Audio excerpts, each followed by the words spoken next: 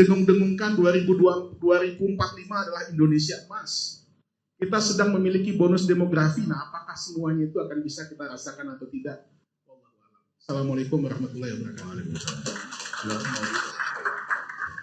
Nggak mau dengar ujungnya walau alam. Nggak suka itu apa semacam pesimisme dan ya biarkan. Tetap ada sunatullah yang berlaku di dalam masyarakat. Semacam rumus-rumus sosiologi. Kan itu yang mesti kita analisis. Dia terangkan tadi 4, 5, 6, 7, saya nggak peduli itu. Yang saya mau tagih adalah apa yang akan kita ucapkan hari ini untuk momentum tanggal 7, 8 besok. Itu lebih berguna. Saya bisa terangkan seluruh teori ketidakadilan, injustice secara teoritis. Tapi ini ada kesempatan bagi kita untuk mengumpulkan energi intelektual. Kita kirim pada si Jimli itu. Itu poinnya tuh, bahwa ada konteks besar benar. Atau saya buka lebih jauh. Apa ya? Ya bukan sekedar ada 4 faktor itu karena ongkos politik mahal, tapi kita mau bongkar. Negara ini didesain dengan prinsip bahwa ada keadilan sosial, itu dasarnya. Ekonomi kita punya 4 pemain. Satu adalah korporasi, dia dimaksudkan untuk melakukan akumulasi, fine, boleh lakukan tuh. Yang kedua BUMN, dia dimaksudkan untuk melayani public services. Itu yang kita tahu. Yang ketiga adalah koperasi. Untuk menghasilkan human solidarity. Kan itu dasarnya kan. Tetapi kalau kita lihat sekarang, boleh nggak ada market ekonomi? Boleh. Ada prinsip pertama tadi. Korporasi, market ekonomi.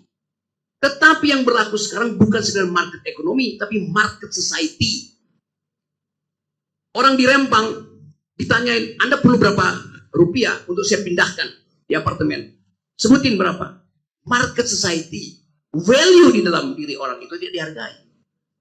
Kita mesti cegah market ekonomi masuk ke dalam masyarakat, berubah menjadi market society. Kita semua sekarang dianggap sebagai konsumen. Golkar cuma sekedar konsumen. Nunggu berapa sih Anda mau tuh supaya kita diamkan sprindik Anda itu? Kan itu dasarnya kan. Pak Dibo Alam dengan jaket kuning ditangkap oleh Pak Korsta, apa namanya istilahnya, Kop Kamtip, dimasukin ke penjara kampus kuning, pakai jaket kuning. Itu seorang pemuda yang dengan jaket kuningnya mempertaruhkan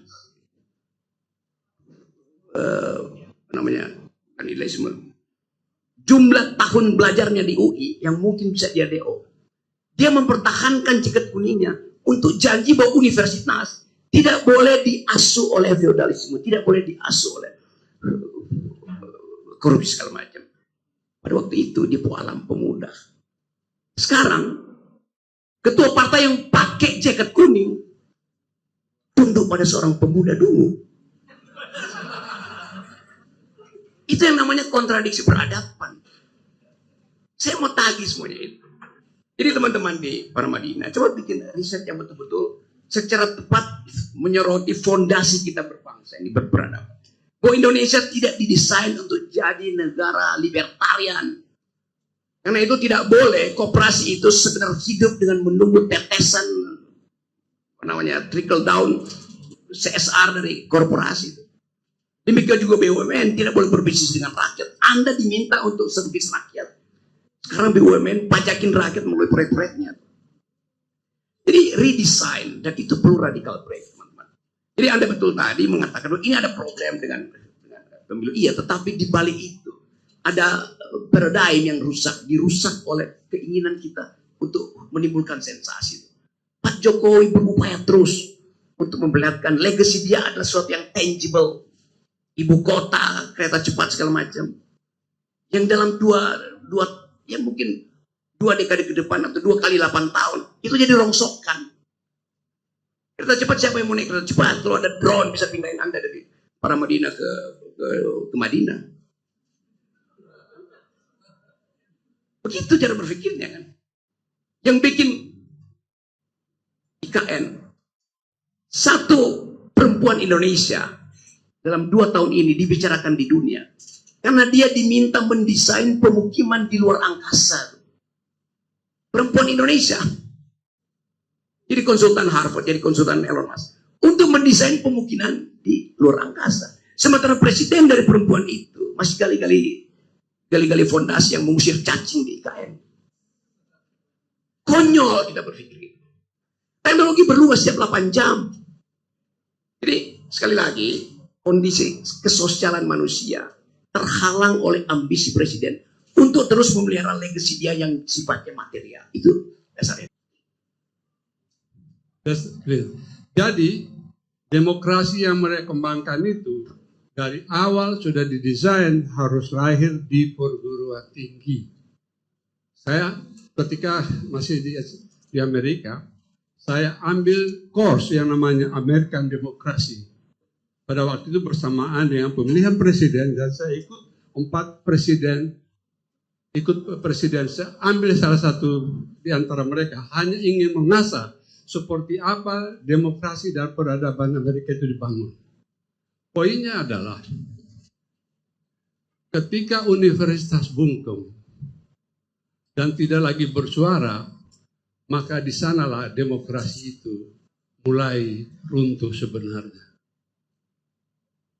Ketika di peradaban ini, ketika Jokowi pertama kali terpilih, Pak Salim masih ingat, saya diminta untuk bicara. Saya bilang, Pak Jokowi bukanlah orang yang bisa dipercaya. Baru terpilih itu, waktu itu.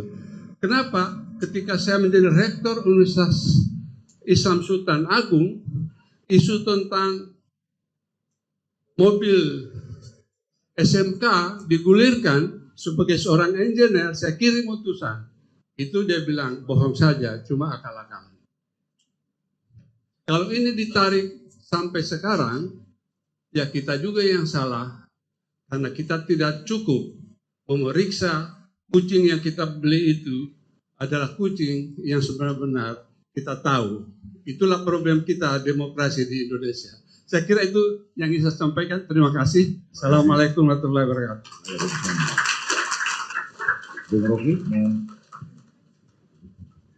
Betul, demokrasi itu diasuh oleh pikiran. Satu waktu di abad 16, ada seorang wartawan datang pada seorang pemikir demokrasi namanya Jean-Jacques Rousseau. Wartawan itu bertanya, Profesor Rousseau, apa yang menyebabkan demokrasi gagal di Roma? Tahun 100 Roma itu berantakan. Pada itu negara demokrasi pertama. Kenapa Roma gagal memelihara demokrasi itu? Jean-Jacques Rousseau bilang begini, demokrasi itu ibarat buah, sangat bagus buat pencernaan, tetapi hanya lambung yang sehat yang mampu menerimanya. Dan kita, lambung macam apa yang dipunyai oleh Erlangga? Lambung macam apa yang dipunyai oleh Prabowo? Lambung macam apa yang dipunyai oleh Megawati? Dan bahkan lambung macam apa yang dipelihara dipunyai oleh Pak Jokowi? Sehingga setelah 25 tahun reformasi, kita balik lagi pada square one. Bahaya otoritarianisme. Masyarakat dunia menerangkan bahwa Indonesia ada di dalam legacy, sedang menuntun legacy untuk kembali menjadi negara otoriter. Authoritarian personality ada pada Pak Jokowi dan akan menurun secara hereditik, bukan genetik, pada putra-putranya. Itu dasarnya. Kecemasan kita bahwa ini keluarga dengan DNA politik yang otoritarian. Kenapa? Karena tidak ada perdebatan di dalam politik yang dikeluarkan oleh Pak Presiden yang bisa menimbulkan harapan bahwa akan ada pertengkaran akademis.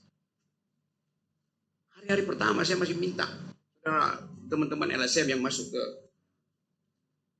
istana untuk bilang pada Jokowi setiap minggu bikin public address.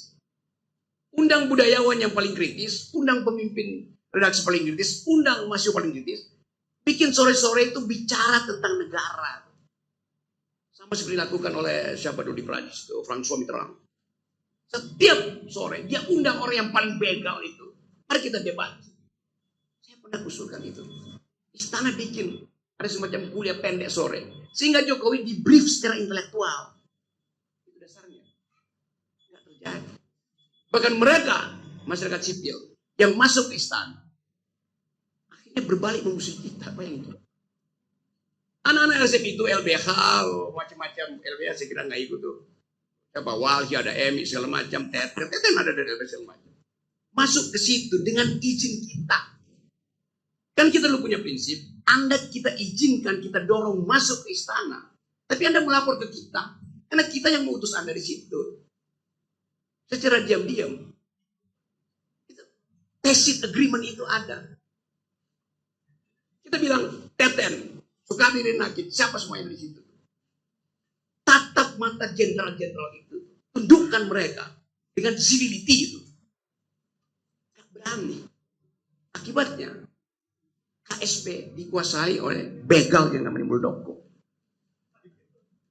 Salah Muldoko bukan, salah masyarakat sipil yang takut menatap mata begal-begal itu. Itu dasarnya. Kekurangan pikiran. Pasti kurang pikiran. Kekurangan apa namanya orang Cina bilang there's no fire in their bells. Gak ada api di perutnya nih. LSM kunyuk ini. Nah, sekarang mereka mau ngapain? Ikut nangis jadinya. Bagaimana kita membaca kedunguan semacam itu? Jadi sekali lagi kita mau supaya tadi ada kesempatan untuk membuka percakapan akademis. Ada percakapan akademis. Kenapa tidak percakapan akademis? Karena yang seharusnya mengucapkan dalil pertama akademis, ijazahnya palsu. Oke. Sekarang mungkin kita buka floor. Silakan Mbak yang baju ungu, bisa tolong mic-nya satu lagi. Yang kedua, tadi yang kedua siapa ya? Oke. Tolong sebut namanya Mbak dengan silakan. Nama saya Nina dari Jakarta, seorang penulis. Saya mau tanya sama Pak Rocky. Bangsa itu kan terlahir dari rahim seorang ibu. Dan kata Bapak juga kecerdasan itu kan datangnya dari seorang ibu secara genetik. Tapi di sisi lain Bapak bilang kebijakan itu ada yang dungu gitu kan. Bagaimana Bapak bisa menjelaskan paradoks itu sendiri? Dan bagaimana Pak Rocky bisa menilai seorang perempuan itu cerdas secara genetik tanpa dididik di sekolah? Terima kasih. Selamat siang. Sekalian atau gimana Bang Rocky atau satu-satu? Satu, oke silakan. Betul, kecerdasan manusia itu diturunkan melalui rahim perempuan. Logis. Karena supaya generasi tumbuh, sustain, mesti ada yang lahir. Yang bisa melahirkan cuma perempuan.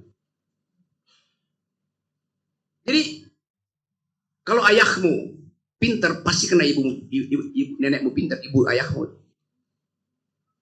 Kalau ibumu pintar, pasti kena nenekmu juga pintar. Logisnya begitu. Tetapi setelah seorang manusia dilahirkan dari rahim perempuan untuk mewujudkan ide the politics of hope, setiap perempuan menginginkan putra-putrinya meneruskan kehidupan. Begitu dia lahir, dia langsung pindah dari rahim ibu pergi pada rahim laki-laki. Terangkan apa itu rahim laki-laki? Rahim laki-laki adalah kebijakan yang dibuat oleh kepala negara yang menyebabkan satu dari 4 bayi yang lahir hari ini akan mengalami kekurangan nutrisi di otaknya alias stunting. Prevalensi stunting 24-25%. Artinya 1 dari bayi yang lahir akan menyusut otaknya 20-30%. Dilahirkan oleh ibu untuk jadi cerdas. Begitu pindah ke rahim APBN, dia jadi dungu di situ. Itu namanya rahim laki-laki.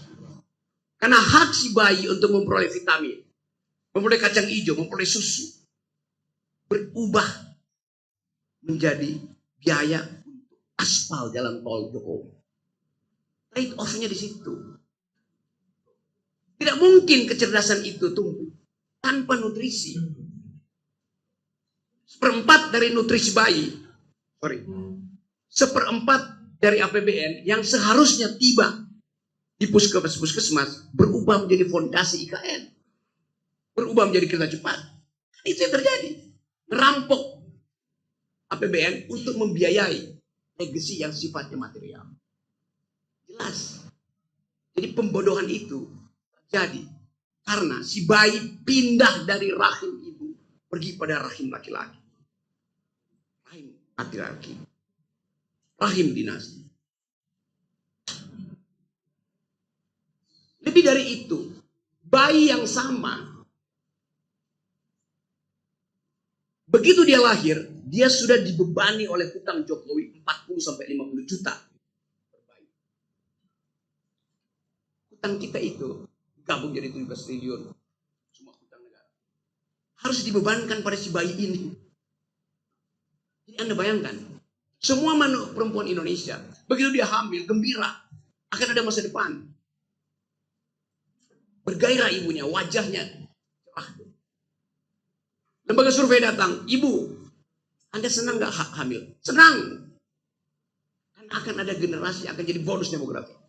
Tapi coba lembaga survei bertanya langsung pada si bayi. Hai bayi, mau gak kamu lahir hari ini? Beri saya preferensinya. Datang ke para Madinah. Para Madinah datang, kasih data pada si bayi. Sebelum disurvei, kasih data dulu dong baru fair. Bayinya mengerti bahwa kalau dia lahir hari ini, dia akan dibebani utang 50 juta.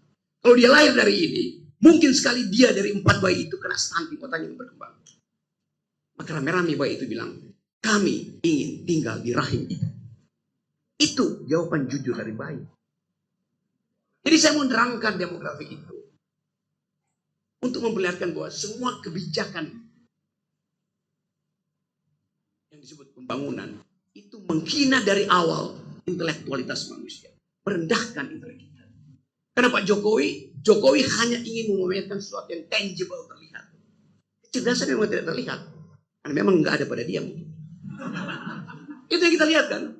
Pak Jokowi keluarin semua kartu-kartu Indonesia Pinter. Kartu, apalagi Manula, kartu sehat segala macam. Ada satu kartu yang dia nggak mau keluarin. Dia mau pegang sendiri. Namanya KID.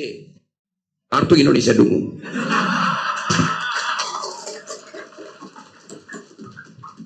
Oke. Sebelum keluar kartu yang lain, ada yang ini. Siapa tadi yang kedua? Silakan Mas. Setelah ini siapa ya? Ya, oke, Mbak Sana ya. Mas Heru, silakan. Baik, terima kasih sudah diberikan kesempatan oleh moderator. Perkenalkan, nama saya Amar, saya adalah mahasiswa dari Ciputat. Bung Rocky izin bertanya, demokrasi di Indonesia sudah... Stop. Nggak boleh. Saya belum izinkan, kamu udah terus. Baik. Izin Bung Rocky Gerung. Tidak boleh. Duduk aja, duduk. Ganti. Ini orang nggak ngerti hak dia itu. Anda nggak boleh minta izin bertanya. Anda di sini untuk menggugat saya, jangan sekedar bertanya. Membantah pun Anda dilindungi oleh undang-undang para Madinah. Yang lain. Oke. Silakan Mbak. Yang belakang. Mas tolong. Mic-nya. Jangan minta izin ya.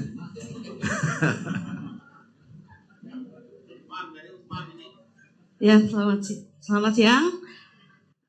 Perkenalkan, nama saya Fatira, saya mahasiswa hubungan internasional. Saya mau bertanya mengenai perihal tadi sudah sempat dibahas juga mengenai bonus demografi di negara kita, Bung. Kan sebenarnya bonus demografi ini merupakan bonus-bonus di negara lain itu kan banyak ya, kayak Arab punya bonus lainnya. Kalau kita nanti diproyeksikan di tahun 2045. Nah, saya mau bertanya nih, kan sudah seharusnya bagi suatu negara untuk mempersiapkan di bonus demografi ini untuk dimaksimalkan. Apakah nanti di tahun 2045 akan menjadi bonus demografi yang layak atau justru malah gagal gitu kan ya, Bung? Nah, saya mau bertanya, apakah sebenarnya kita tuh dalam kepemimpinan akan sama aja gitu. Karena negara kita tuh sudah diproyeksikan dan sudah diatur sedemikian rupa, entah itu di rencana jangka panjangnya yang juga tertarik rencana jangka pendeknya, itu akan sama-sama saja. Paling dengan masuknya seorang pemimpin nantinya siapapun itu hanya menambahkan atau menginovasi, Bung. Menurut Bung bagaimana mengenai rencana dan proyeksi itu tuh sebenarnya sudah sama aja dan tinggal ditambahkan inovasi, atau masih pentingnya ideologi suatu pemimpin di dalam memaksimalkan bonus demografi kita di tahun 2045. Terima kasih, Bung. Selamat siang. Coba saya koreksi dulu ya, istilah bonus demografi. Istilah konyol, salah tapi dipakai terus itu. Anda baca literatur, gak ada istilah bonus demografi. Yang ada demographic dividend. Cuman Jokowi kan, jangan terus dah. Bonus itu diberikan cuma-cuma tuh. Dividen artinya mesti ada dulu investasi, baru bisa dapat dividennya. Ada yang diinputkan di sini. Dari awal Anda bisa tentukan bahwa gak akan ada bonus demografi kalau bayi yang lahir hari ini dia harus bayar utang dulu dan isi kepalanya akan drop 30% otaknya. Mana mungkin ada bonus demografi ya? Kesalahan kedua adalah kabinet, terutama Jokowi, nggak pernah menerangkan bahwa bonus demografi kalau pakai istilah mereka itu baru disebut bonus dibandingkan dengan perkembangan demografi yang sama di Filipina, di Thailand, di Vietnam misalnya. Pak Jokowi bilang kalian anak-anak muda, kalian akan bonus demografi, kalian akan punya penghasilan 10 kali lipat sejak sekarang. Masuk akal. Kan ekonomi kita bertumbuh. Apalagi kalau Jokowi di impeach. Kita akan dapat bonus demografi 10 kali lipat pendapat kalian 2045. Senang kalian? Iya. Itu kalau anak muda seumur kalian di Vietnam, Thailand, Hong Kong, Singapura, negaranya bertumbuh cuma 2 kali lipat baru Anda bonus. Nah karena itu kalau misalnya IQ orang Singapura 105, IQ kita 78. 10 tahun kemudian dia bertumbuh 30 kali, kita cuma bertumbuh 10 kali, tetapi kita miskin. Karena itu namanya perbandingannya begitu cara membaca statistika. Jadi begitu cara kita melihat, jangan kita dihipnosis. Anda akan, iya bonus demografi kalau cuma ada satu negara di Asia, yaitu Indonesia. Kan mesti ada perbandingan, apalagi negara lain yang Eropa misalnya bisa speed up berkali-kali lipat. Jadi batalkan ide itu. Akan ada bonus demografi versi Jokowi. Kamu ganti sendiri. Bonus demografi versi Pak Madinah bila IQ nasional kita udah minimal 112. Terima kasih. Mas, saya kasih kesempatan yang tadi. Kalau mau naik, tapi jangan pakai minta izin ya. Bung Rocky ini baik orangnya. Ayo, silakan.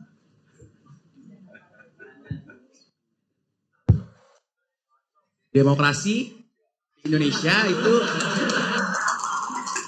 benar-benar sudah mulai menurun, sudah mulai buruk lah di Indonesia gitu. Nah pertanyaan saya adalah, dari tadi Bung Rocky menyebut etika pejabat negara yang dungu gitu, yang buruk, dari Gibran, dari Jokowi dan sebagainya. Nah pertanyaan saya adalah, etika warga negara di Indonesia apakah mempunyai korelasi dengan etika pejabat negara yang ada di Indonesia gitu? Soalnya kan dari pejabat negara itu awalnya dia adalah warga negara Indonesia, dan menurut saya warga negara Indonesia itu etikanya masih kurang, Bung. Kenapa? Dari soal persoalan lingkungan saja banyak mahasiswa-mahasiswa yang masih membuang sampah sembarangan, ngerokok dan lain sebagainya.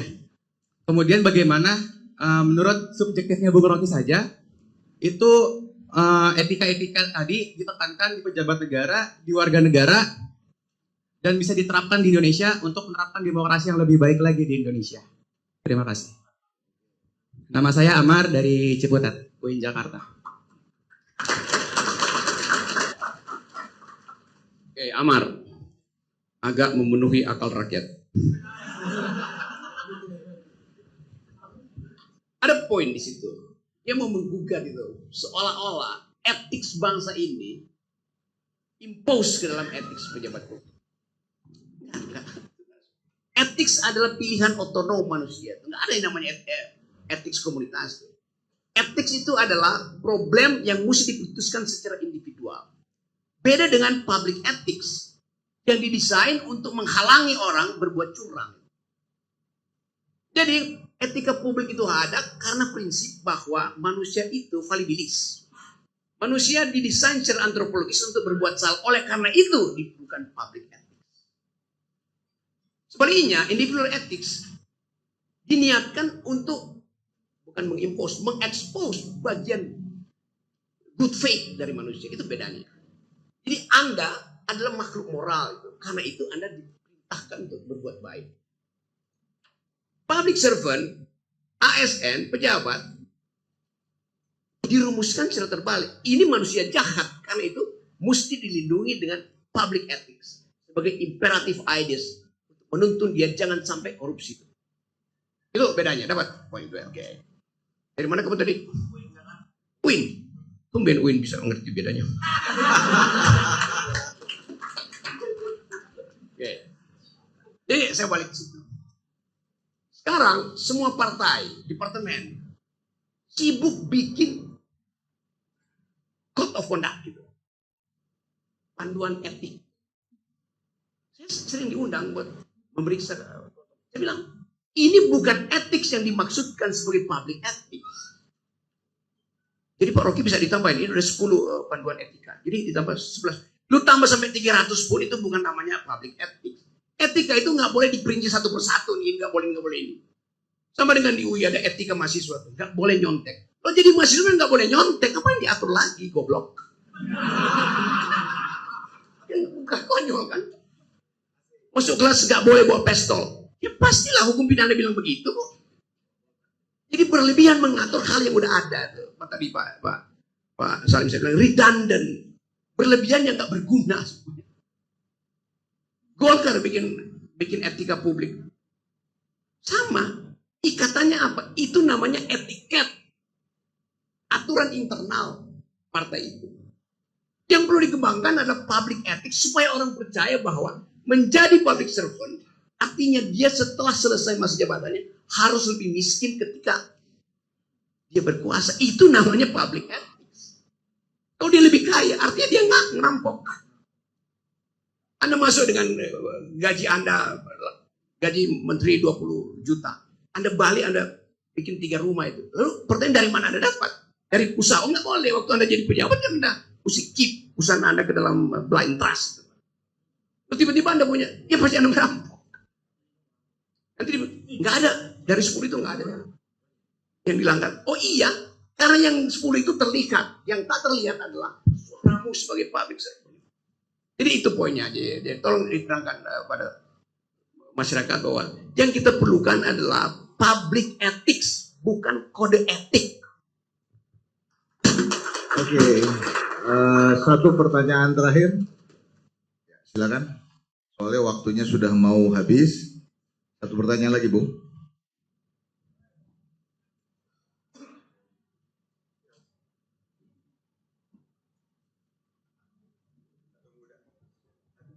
Selamat siang, Bung. Ya. Saya mau bertanya berkaitan dengan apa yang Bung tadi sempat jelaskan bahwa kita ada tren pergeseran dari market barusan ke market society. Maksudnya market ekonomi menuju ke market society. Yang saya takutkan adalah market society itu membawa otomatisasi di dalamnya.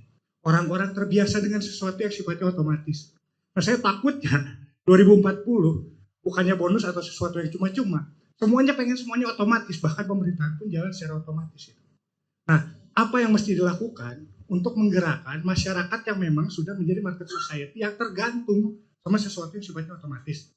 Pertama itu, jangan sampai nanti menurut peribahasa ya, bagai kerbau dicucuk hidungnya mau-mau aja gitu. Nanti orang-orang ini justru berubah. Bagai kerbau yang dicucuk hidungnya justru bangga karena dianggap piercing gitu, cucukannya gitu. Ya, sampai situ. Makasih. Oke, coba kita lihat soal itu di dalam global ideas of recent civilization. Sekarang kalau kita lihat riset dunia itu, di semua universitas, ada 3 cluster riset. Satu adalah soal human genome, soal DNA. Yang sudah diriset kira-kira 30-40 tahun. Dan mungkin udah selesai tapi tinggal 9-9-nya ditempel-tempel. Supaya kita paham, anak UIN tadi yang cerdas itu, Amar, Anda semester berapa sekarang? Semester 3. Rencana Anda DO semester berapa? 7, Bung, 7. Jadi punya rencana untuk DO, bukan untuk menyelesaikan. Artinya dia tahu di semester 7 dia udah menguasai cluster riset tertentu. Di dunia riset tentang human genome masih berlangsung tapi polanya udah selesai. Kita bisa tahu, kita asal usulnya saya di gambarnya Pak Dipo Alam, saya datang dari Minahasa. Tapi mungkin saya datang dari semak-semak Afrika 4 juta tahun yang lalu. Oke, human genome. Kita bisa lihat di dalam peta genome manusia. Riset kedua adalah soal big data. Untuk mempelajari behavior kita dalam konsumsi, di dalam relasi seksual, jumlah hormon yang diproduksi setiap kali Anda terangsang lewat film porno, berapa persen yang oksitosinya, berapa persen dopamin, segala macam, itu bisa diriset. Dengan Anda punya handphone, orang tahu behavior Anda, orientasi politik Anda. Sudah berapa kali diseruduk banteng, sudah berapa kali diikat di pohon beringin, nah itu juga bisa ketahuan. Jadi itu riset tentang big data yang bisa diserap dari aktivitas kita teknologi. Riset ketiga soal artificial intelligence, AI, yang bisa menyebabkan kita saling memalsukan diri. Nah, ini riset yang sedang tumbuh di dunia. Di BRIN risetnya hanya boleh berlangsung berdasarkan prinsip Pancasila. Kata Ibu Mega begitu. Gak boleh ada riset lain kecuali dituntun oleh Pancasila. Riset yang dituntun oleh ideologi itu bukan riset. Riset tidak boleh berbasis pada ideologi. Satu-satunya riset yang dituntun oleh ideologi itu riset tentang ras Arya yang dipraktekkan oleh rejim Nazi. Itu satu riset. Basisnya ideologi. Jadi sekarang BRIN itu yang dulu dipimpin oleh Pak Dipo Alam berubah menjadi riset yang rasistis. Karena dituntun oleh ideologi. Jadi kebebasan riset pun kita lihat. Karena semua apa namanya BRIN itu kalau nggak setuju paling cao tuh. Terus kita nggak tahu yang diriset oleh BRIN apa itu. Badan Riset dan Inovasi Negara. Nah, kita ingin supaya 3 cluster itu kita bahas sama-sama. Di mana posisi Indonesia di dalam 3 cluster riset? Human genome, Anda tahu human genome, Anda tahu data, Anda bisa kendalikan market. Asal usul Anda datang dari Afrika. Pembuluh darah Anda dialiri oleh jenis darah A, agriculture, berarti mesti diproduksi makanan. Karena Anda pasti akan konsumsi itu. Untuk mengetahui berapa banyak Anda bisa produksi, berapa banyak perusahaan bisa menipu Anda, dibantu oleh artificial intelligence. Dalam politik juga begitu, politik dunia juga begitu. Tetapi yang unik hari ini, ada pertumbuhan tadi etika global. Karena merasa bahwa kalau kita andalkan bumi ini untuk dieksploitasi berdasarkan big data, dengan informasi human genome yang dimanfaatkan lewat artificial intelligence, diolah lewat sini, maka kita akan jadi manusia-manusia konsumen. Itu yang membuat para ideolog kapitalis bahkan menganggap bahwa kalau model growth ini masih diteruskan, dunia ini akan hancur karena soal lingkungan. Itu dasarnya kan. Sehingga beberapa bulan lalu, beberapa tahun lalu, Davos, tempat seluruh CEO dunia yang mengerti tentang cara mengarahkan dunia, cara mengatur perang, bagaimana mencicil kemiskinan itu, bersepakat melihat bahwa saatnya menumbuhkan kembali human solidarity. Jadi ajaib, dunia sekarang bicara tentang human solidarity.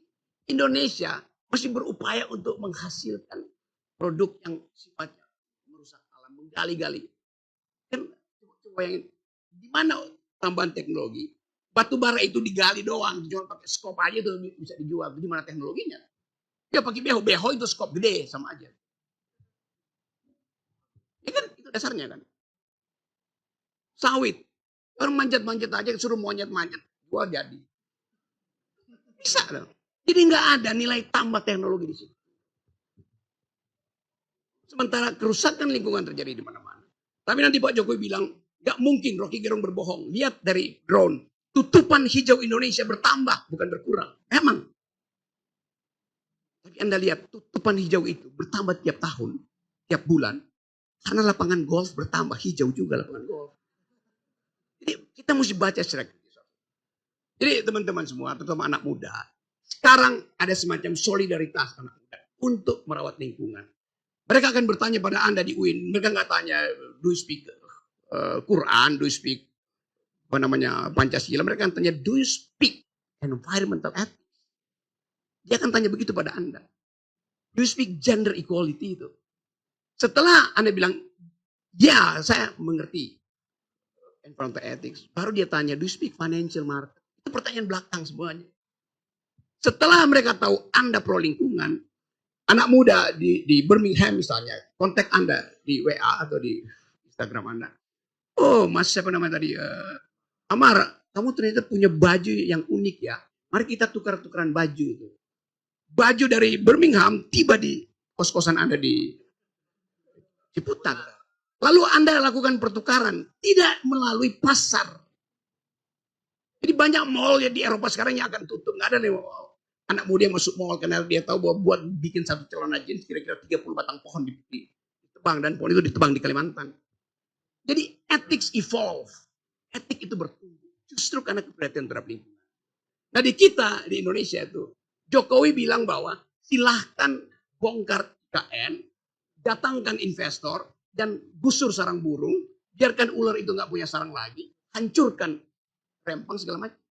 Jadi ada kontras intelektual antara kebijakan yang seharusnya merawat lingkungan dan ambisi presiden untuk memamerkan legacy.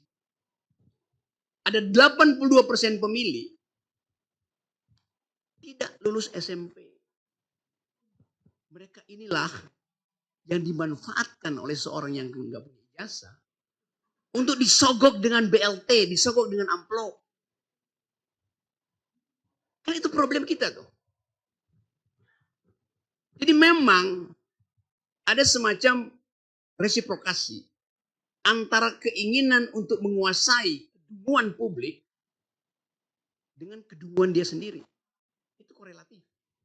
Kalau dia cerdas, dia akan bilang bahwa pemilu hari ini kami akan biayai supaya tidak ada operasi uang di desa-desa. Tapi sejak sekarang Anda masuk dalam desa-desa, udah ada spanduk, kami menerima serangan fajar. 10 tahun Jokowi memerintah nggak berubah untuk itu. Artinya dia pelihara. So, kita berupaya untuk mengingatkan bahwa mental seseorang yang hanya ingin memamerkan capaian-capaian fisik, melupakan bahwa demokrasi tadi is the government of reason through the government by the people. Dia nggak mau reason itu tumbuh. Karena kalau reason itu tumbuh, akan membayangkan kekuasaan. Kata pepatah Itali, el sueno della razón produce monstros. Bila akal tidur, maka monster akan menguasai malam. Dan monster itu sekarang lagi berupaya untuk menguasai publik politik Indonesia lewat Mahkamah Konstitusi. Itu dasarnya. Jadi sekali lagi kita mau hentikan itu. Karena mereka, they are riding the tidal wave of stupidity. Itu yang terjadi kan. Gak ada satupun ketua partai yang datang mengatakan, saya punya dissenting opinion terhadap Gibran. Ada SBY tapi sedikit, ya siksa. Saya tahu itu. Mana Golkar pernah ucapkan, walaupun saya tahu kasak-kusuk dalam Golkar, jangan Gibran, jangan. Demikian juga Pak Prabowo di Gerindra tuh, ya separuh mungkin bilang iya sebelum enggak. Tapi mengucapkan itu secara telak dengan argumen yang kudus, tapi sekudus tajam, gak ada yang berani. Jadi saya kira kita mau ucapkan itu sekali lagi supaya Indonesia tidak ditenggelamkan oleh dunguisme. Assalamualaikum warahmatullahi wabarakatuh.